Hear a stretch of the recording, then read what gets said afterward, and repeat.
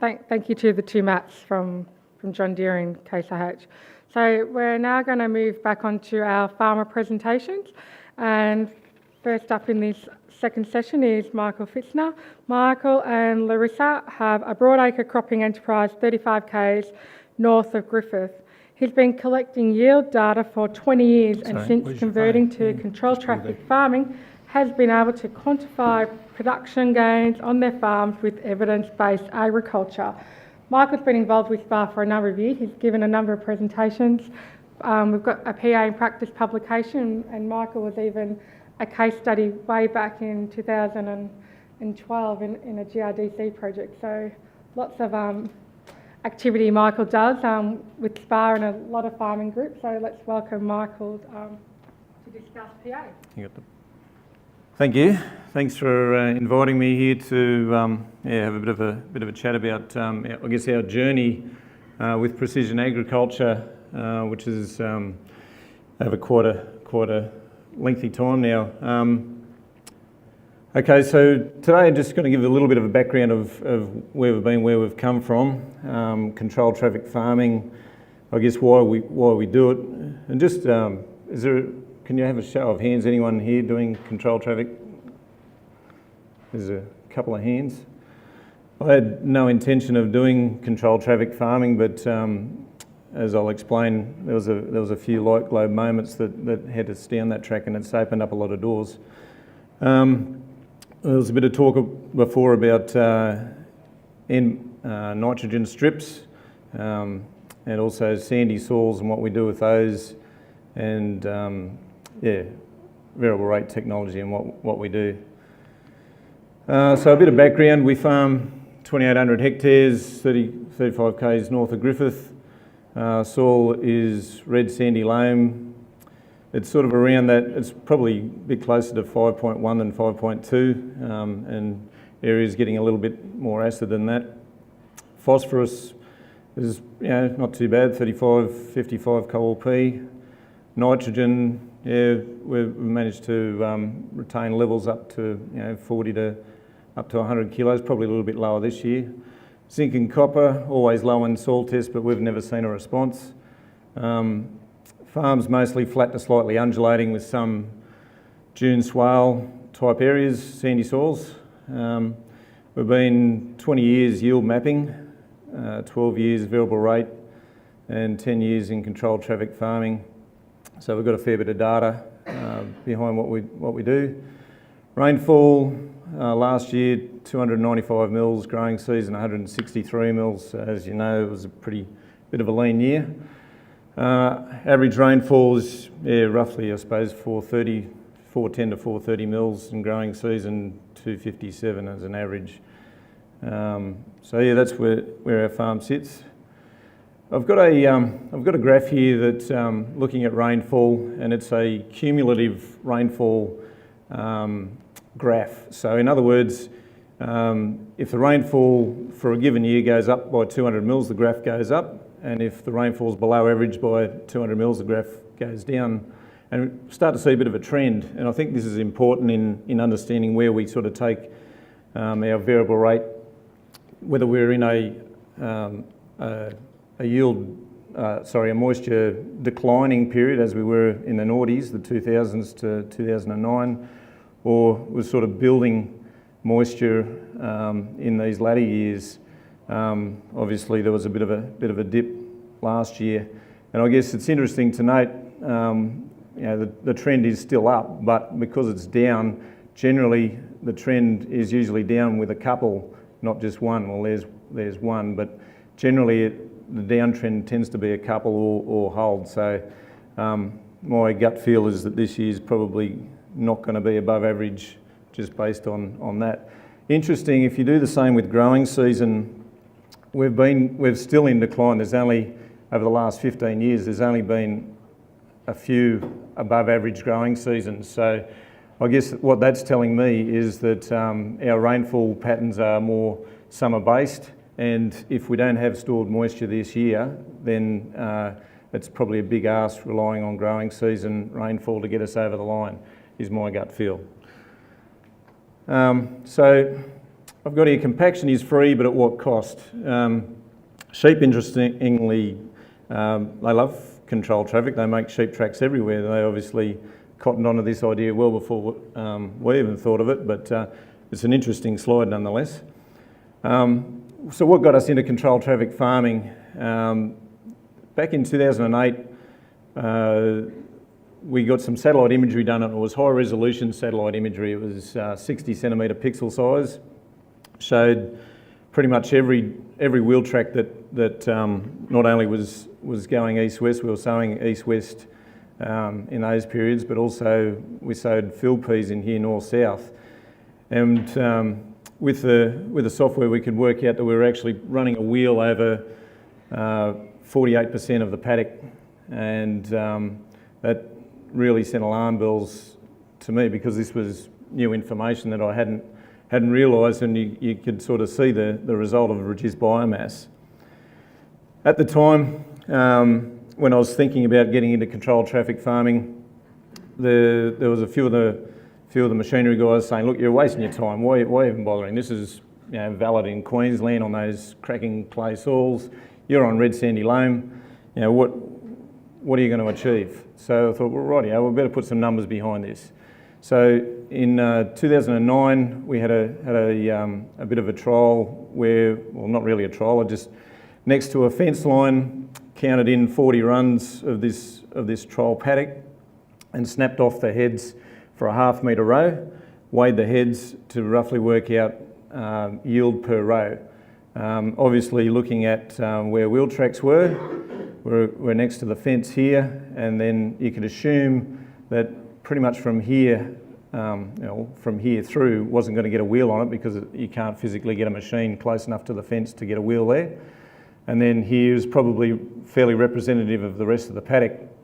So you can see as we're close to the fence here, yield variation 2.4, there's one up to 4, looking at each individual row. So from 1 to 24, the average was 2.3 tonnes to hectare, excluding the wheels. So in this area here, that's what it was averaging, 2.3 tonnes a hectare, which gave us a gross margin of $132 a hectare. That's profitable. In the wheel tracks, was just looking at these four rows, 1.77 tonnes a hectare. That's still profitable, $47 a hectare. But from 27 to 41, which is, I guess, representative of the rest of the paddock, having random traffic, 1.35 tonnes to the hectare in this given year. It was a leaner year. That was actually a minus $20 a hectare gross margin, or a loss of $152 a hectare compared to this part. So I guess answering the question of is it profitable in this particular paddock, that was about $20,000 of lost profit. And if we then made that assumption over the whole farm, there's probably $420,000 of lost profit on the whole farm, just looking at that base exercise. Admittedly, there's a few assumptions there, but there's enough numbers there to tell me that we're heading in the right direction. So benefits of controlled traffic farming: can sow on marginal moisture, because the cropping zone remains friable, the wheel tracks remain hard. When spraying, there's very little dust tie-up in the wheel tracks. There's better water infiltration, although when there's too much water it can be a bit of an issue, as in 2016. But surprisingly, we could actually spray through quite a bit of water in that year because the tracks were firm. The trafficability of the paddocks was quite amazing. I've never experienced anything like it. Other benefits of permanent wheel tracks: if your paddock layout is right, it can actually help drain paddocks. Also, the cracking in the wheel tracks is actually a pretty good vehicle, I suppose, for getting moisture back into the paddocks when it does become wet. The tracks remain hard, they crack out and enable moisture to get in fast. Wheels promote weeds. This is just a couple of pictures there of when I was spraying. This is in a canola stubble. You can see where the chaser bin turned around there, and there's it's promoted weeds. Disadvantage of permanent wheel tracks: there can be a bit more runoff on slopey ground.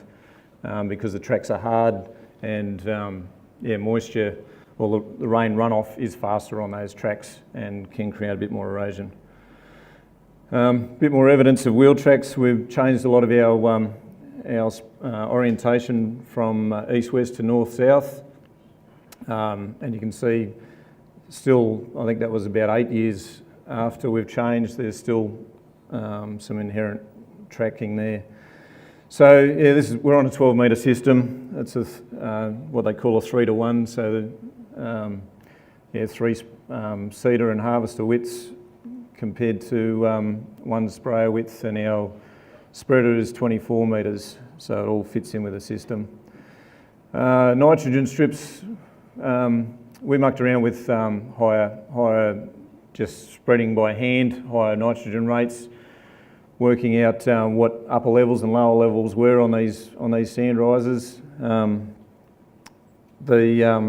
I guess when it gets to a stage like this where you get a large visual response, it's nearly too late to do something about it, or the horse has already bolted.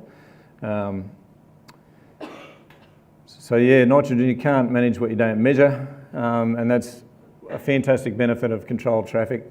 Everything's matched up, so here's a nitrogen strip that we put out, and a bit of satellite imagery showing the difference in biomass. And one thing that we try to do is put a couple nil strips as well as extra strips in. This actually shows up a spray miss in here. So there's lots of things you can learn with satellite imagery, and then combining that with yield maps. So you can see here, this was just a trial strip of nitrogen that we put in this paddock with a couple of nil strips and different strips, and then the yield map corresponding that. And again, you can work out quantitatively what this strip here so that was 100 kilos of urea applied top dress, and that increased the yield from up to 2.8 tonnes to the hectare. Well, that was what the average was, 2.8 to 3.6 tonnes to the hectare. So you can see what sort of economic response that we've had from doing that. Also, the nil strip in there yielded 2.3 tonnes to the hectare. So if you're just comparing nil to what the average was, it's not too bad, but lifted it 2.3 to 3.6, that's pretty massive. So the way that we've gone about it is with a urea boom towing our air cart. The benefit of that is the accuracy, I guess, in windy conditions, and also if we're spreading canola, we can use multiple products.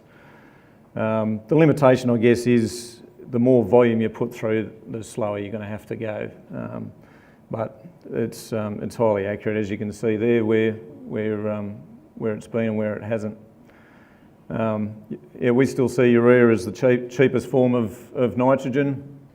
The air cart provides another use, and variable rate multiple products is a pretty big benefit. But you start to wondering whether urea is the farmer's cocaine, and whether we're really addicted to this stuff, because we're really seeing what we can do. So this is sort of taking a step back of I guess how we got to where we are now. The foxhole effect. There was actually a foxhole here that we filled in with a loader and a bucket, and this is on a sandy rise. And you can see the difference in crop growth where this foxhole was compared to where it wasn't. We did, and even the root growth. And this is still an issue that we're looking at a broad scale as part of GRDC project too, with agroagronomy. Soil testing, only short distance apart, the only difference was pH, and what we suspect the foxholes, like they're actually bringing up alkaline soil to the surface, but it was probably more the mixing effect that's going on, not just pH. We did a manure lime trial that following year. So there was manure strip in here, and there was actually a lime strip in here, which didn't really show up as much as what this manure strip did. So this is a sandy rise in the paddock, and you can see this is our old sowing line going east-west, and the effect that's causing. But interestingly, the manure is actually masking a fair bit of that. So obviously the manure feeding the crop on this sandy rise, the root's been able to explore the soil and extract more moisture. This was a bit of a learning curve that we've finally come across with these sandy soils. And we set up a few more trials where we used manure on these sand rises. There's a nil treatment in there. There was a ripping treatment in there, and 2 years worth of manure in there. And in the various zones of this paddock, so we've got good biomass with manure. So we can sort of get a comparison. So the good biomass area with the manure was actually a minus return. The average, again, a minus return. It was only when we got to these very poor areas that we were getting a yield increase of 0.7, but more specifically a profit increase of $30 a hectare. When there was multiple, like 2 years of manure, 0.8 of a tonne to the hectare yield increase. So manure was doing a trick, but we wanted to explore a little bit more and perhaps a little bit cheaper, whether it was manure or whether we could just do it with nitrogen. So this is how one of the paddocks looks, and you can see the big sand rise sort of goes through this area here. 2008, 2011, 2012, fairly consistent. We're seeing this sand rise show up in all those yield maps. Initially, when we started with variable rate, we were thinking, well, why are we wasting our time on these areas? Perhaps we should back off our inputs. But we actually found the reverse to be the case. What we ended up doing was working out, well, there's not enough plants on these sand rises, they don't tiller, so we increased our seeding rates on the sand rise and basically doubled our nitrogen fertiliser on those sand rises, and I guess this is the result compared with 2000. We turn this sand hill around, you can see.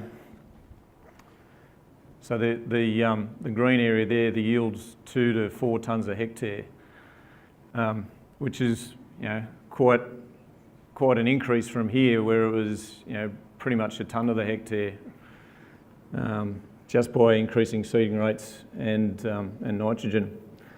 2015, so that was lupins, and as we all know, lupins love sandy soils, yielding probably 3 and 4 tonnes a hectare on the sand rise.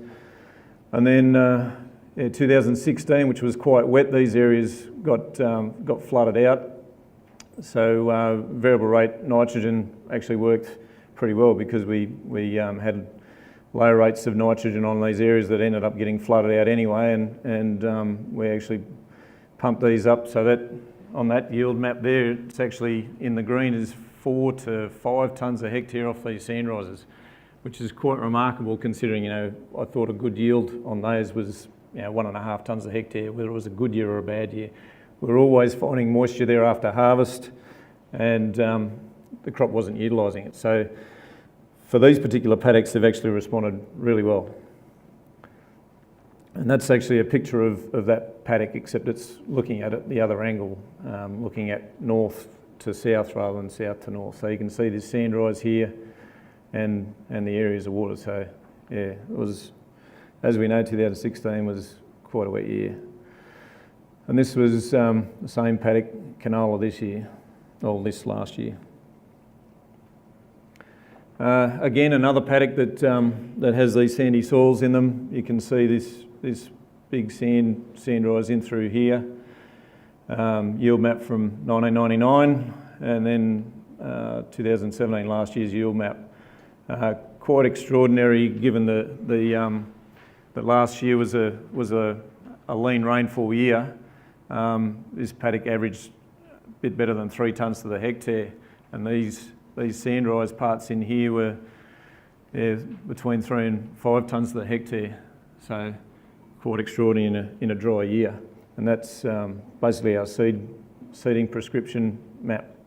So these green areas basically get up to about 60 kilos of seed, and then depending on how we feel about the season, if our base rate's 70 kilos of nitrogen on the rest of the paddock, then these patches get up to about 150 kilos of urea. Also interesting having a few different varieties in the paddock to get enabling us to actually get a pretty good measurement on yield variation between varieties, which is another handy tool. Cobra this last year really got smacked by frost and really didn't recover as well as Beckham, or even Lancer. Lancer actually outperformed both those by quite a bit. So the average of the paddock there, I think, was about 2.5 tonnes a hectare. The Cobra really got smacked. It was under about a tonne to the hectare. Over the period of time, we've used a few different sources of satellite imagery, which gives us some good information through the year.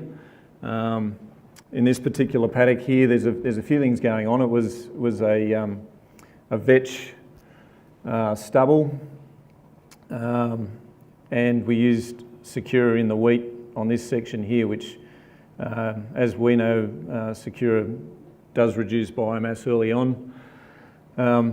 Two halves of this paddock. This half was vetch hay. This half was vetch seed. But this blue area here is actually a bit of self-sown vetch in amongst this. If we have a look at how the paddock has responded a bit later, you can see that Secura damage has sort of disappeared somewhat, and the vetch hay side is starting to actually get more biomass than the vetch seed side. So anyway, some take-home messages.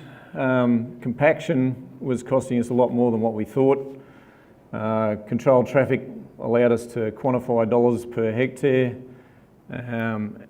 with fertiliser responses, and we've actually come to understand our sandy soils a lot more, and they can be a lot more profitable than what we first thought with variable rate farming, just manipulating seeding rates and fertiliser, and also growing acid tolerant varieties.